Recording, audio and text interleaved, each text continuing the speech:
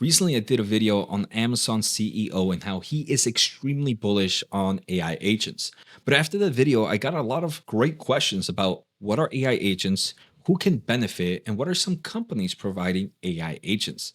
So let's take a closer look and hopefully understand this massive growth opportunity in today's episode. So let's get started. I want to thank The Motley Fool for sponsoring this video, and check out fool.com/Jose for the 10 best stocks to buy now. With that link, you get a promotional offer for the subscription service. Now, let's continue with today's episode.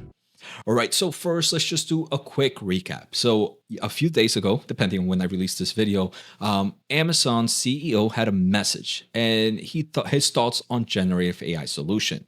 I'm only going to read some of the important highlights to kind of talk about the AI agents, but I think this is crucial. Technologies like generative AI are rare. They come about once in a lifetime and completely change what's possible for customers and businesses. So we are investing quite expansively, and the progress we are making is evident. Then, if we kind of scroll down, they kind of talk a little bit about AI agents or the CEO. So he first mentions Amazon's has strong conviction that AI agents will change how we all work and live. There will be billions of these agents across every company and in every imaginable field. There will also be agents that routinely do things for you outside of work, from shopping to travel to daily chores and tasks. Many of these agents have yet to be built, but make no mistakes, they're coming and coming fast. So regardless, if you want to see the other video, feel free to check it out where I talk how this is very bullish for Nvidia. But right off the bat, the main topic here is AI agents. And this is something we've heard from a lot of big companies, right? Amazon's not the first place. We've heard this dramatically from companies like Nvidia. But what exactly is an AI agent? The easiest way for me to say it's just kind of like a physical or software robot or automation that is able to do a task without you thinking about it. But I decided to ask AI instead. Maybe they can explain it a little bit more. So, what is an AI agent? At the simplest level, an AI agent is a software or software controlled physical, like a robot that is controlled by software, that can decide and act on its own to achieve a goal. Think of it as a loop. First, you have some form of sensing. You pull in data from the outside world. It can be text you type, it could be sensors reading, it could be an API response. Then it thinks, it decides what that data means and what to do next. Then it acts. Do something, answer you, click a button, move a robotic arm, call another API. And then you learn and adapt. Use feedback from the outcome to do better next time. So the easiest thing as a content creator that I am, right? The first thing as an AI agent is perfect is, let's say I have an AI agent that I can say, hey, look, draw me 3 thumbnails that I can use for my video on this topic. We're not there yet, or not that I know of. And then after that, not only do that, right? Because we can already generate that task. But then after generating 3 general tasks, I would say, okay, download those photos and put them in my next video and use this title on my video. So now instead of me doing all this manual work that it takes to kind of build a YouTube video, it does everything for me without my supervision. I gave it the task. I say, hey, look, do everything.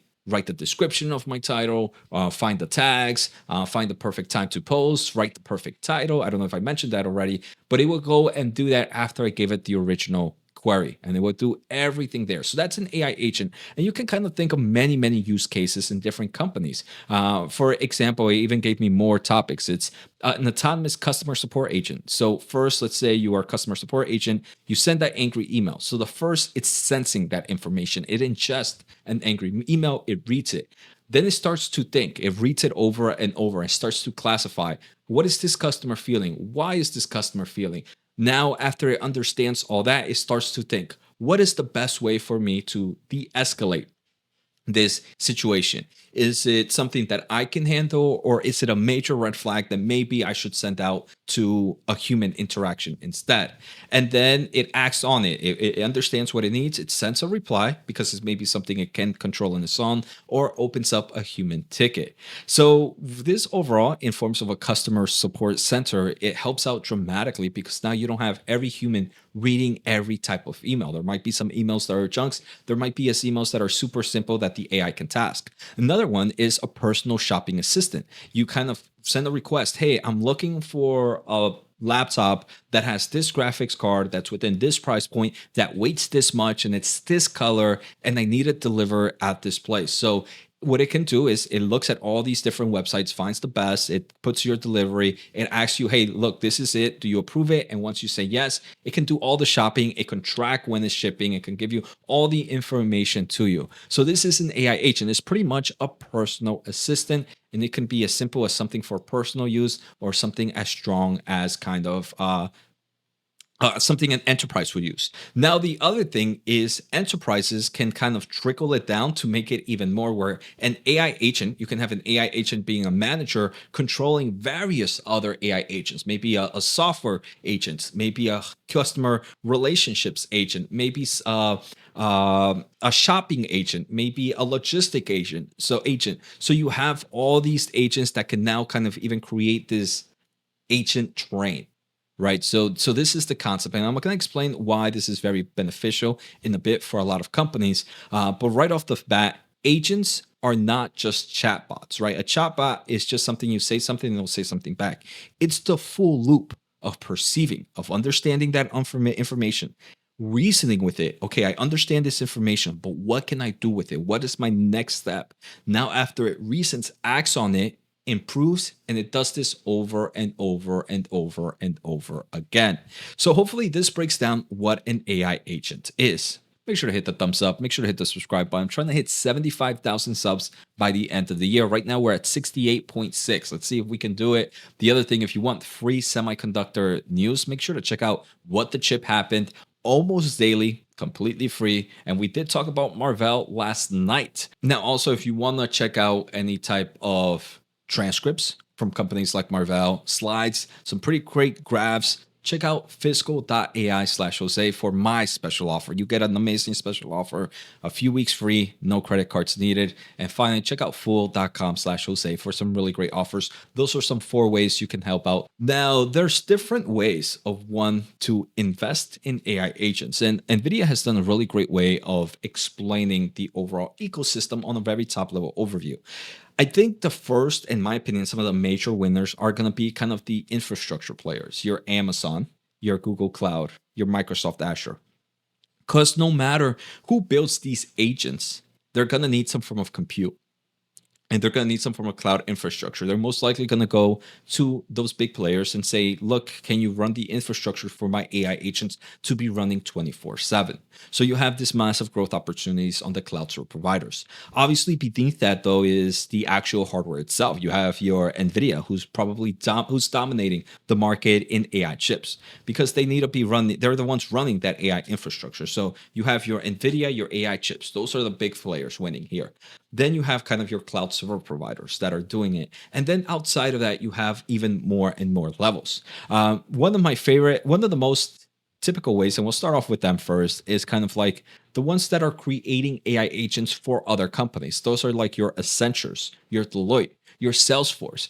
Here, for example, Salesforce kind of gives you, if you go, they have what is called Agent Force. And if you go to customer services, they have kind of these agents that have already been created for other customers. So Salesforce has Agent Force, which helps other companies use their customer relationship management data to design the perfect agents for customer services, sales development, employee support, deep research, and the list goes on. Like I mentioned, Deloitte. The other ones are Accenture, right? Accenture is a big company that focuses on creating kind of engineering teams and helping develop for other players. And right now they have something called AI Refinery House, 14 AI-powered agents, each of which is modeled after a key skill such as research, analytics, editorial scheduling, critical thinking, or forecasting. And their agents enable their marketers to perform activities with increasing efficiency. So we have Accenture. We have ServiceNow. There is a really great website. If you go to put AI at ServiceNow, they talk about how they are doing this Gen AI to kind of create AI agents. You also have Palanteer, right? Palanteer, their AIP. They have the overall platform, but within the platform, they've actually helped companies design agents. And here we can kind of see where there is this AI agent, a Palanteer video agent, that is able to break down the three concepts of this video, and they kind of provide other things. So there's a lot of players doing AI agents. Now, obviously, Palanteer has other things like their AI agent studio, which lives over the API platform. So one thing that Palantir has done is created this overall platform, and now they're able to stack different things. They're stacking the AI Agent Studio on top of that, where they have kind of the ontology SDKs and everything else to run AI agents on top of that. So Palantir is also a big player here. Private companies, like I mentioned, Deloitte, and I'm pretty sure, I don't know if I'm butchering that name, I would say that. Then there's also other small players, right? UiPath. UiPath is a company that is used to do RPA, so robotic process automation in the software space. Now all that is kind of entering into the AI market. I think UiPath is actually extremely hated, and I don't mind owning this one or buying this in the future. So this is one I'm going to keep an eye out because it's super small. The real question, though, here is, are these opportunities going to be massive for their market growth or overall? For some of them, it's going to be yes. For some of them, it's going to be, and maybe it's just a nice beneficial to them. I'm here on fiscal.ai. Make sure to check out fiscal.ai/Jose. I was just looking at kind of like the market cap of those companies. A lot of these companies are already $100 billion markets. And you do have kind of the only one that's super small from the one that I talked about is Path with about 7 billion. Now, if we look at PE ratios, a lot of them are in the mid 20s right now. There are two outliers. ServiceNow is about a 57, and you obviously have your Palantir at 223. So if you provide a niche and if you can grow based on your valuations, I do think AI agents can benefit some of these software plays. Now, I do believe there's a lot of competition here, right? I mean, if you kind of just Google Confluent AI agents, you can see the amount of sponsors. Nice. IBM AI Agent Solutions, Databricks, Confluent, and the list goes on and on. You have already so many sponsors hitting you with AI agents. So I think if you're just providing AI agents for this general market where you don't have a real niche, like maybe Palantir, I think Palantir might have this niche that might make them a little bit beneficial and maybe a little bit more costly and benefit from it. Now, I'm not saying it's a perfect valuation. That's not what I'm saying, but I think it's a little bit one that can benefit and be a little bit more different than your Salesforce, than your maybe Accenture, than your maybe Deloitte, than your maybe ServiceNow. But we can see there is a lot of competition in the AI agent space.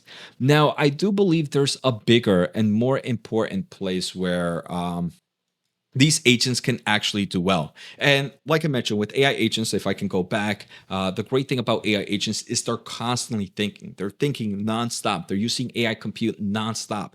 In theory, this AI compute is still cheaper than having an entry-level person or than having somebody else paying a salary, right? So even though you're paying expensive for this compute, you're still paying cheaper than a traditional worker. So here we can see ServiceNow, we can see Ernst Young, Deloitte, but these are the ones that I also think can win out of this.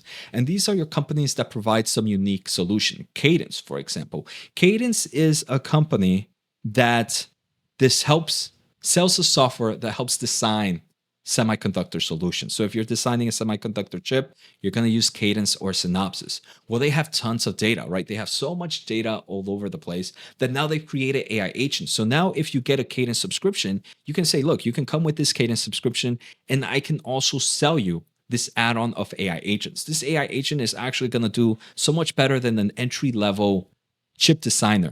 And we have all this data that continues to innovate that you're going to make your money's worth, no problem. You want how many agents? You want 2, 3, 4, 5 agents? Oh, that's great. We already have all this data, so there's not much updated cost to it, but there is a lot of margins opportunity growth here. So I think companies like Cadence can benefit from there. What are some other companies? I mean, there is like the potential for Adobe, right? Adobe has a lot of creative solutions. And if they ever enter into the AI agents, hey, look, you buy a subscription, but maybe for an extra few hundreds a month, you pay us for an extra AI agent that can do a lot of the creative tasks, a lot of the easy tasks for you. Another one is CrowdStrike, right? CrowdStrike is a big player in the cybersecurity market, but they might have agents that are created to help make sure you're secure and check everything, right? Always checking everything a lot faster than a human can. So these AI agents for these companies that already have a strong solution can make that solution because they have all this data even that much greater. And I think those are the ones that are truly, truly going to benefit from these AI agents because it's going to make them have this massive, massive moat. To me, my favorite way to invest on it is, like I mentioned, kind of your hyperscalers, your Nvidia and the hardware plays, and the ones that have a lot of data, like maybe your CrowdStrike, maybe your Cadence, and something like that. If I personally believe that there is growth opportunities for companies like Salesforce, like Accenture, like in ServiceNow, like the Deloitte. But I think that market might be a little bit too competitive right now. Maybe agent Salesforce, because they're more CRM dependent, they might also have that uniqueness. So that might be a little bit different. But if I was to look into this, I would personally look for like a smaller player, like a UiPath. But with the UiPath, you have a lot of risk as it is a smaller player. You have some other headwinds impacting this overall stock as well.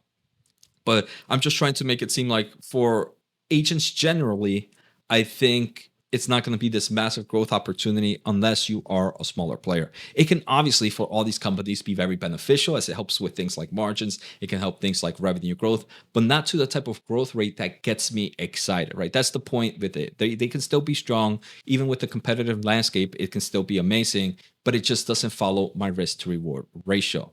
So I hope that explains what AI agents are and some of the companies impacted, who I believe are the big winners. And like I mentioned, I believe the infrastructure players are going to be, and the hardware players, and the unique players like your CrowdStrike, like your Cadence, that have a unique way to be able to monetize it very easily with less competition. That's the thing, right? Cadence has less competition. CrowdStrike has less competition, that they don't have to fight too much in a competitive pricing war.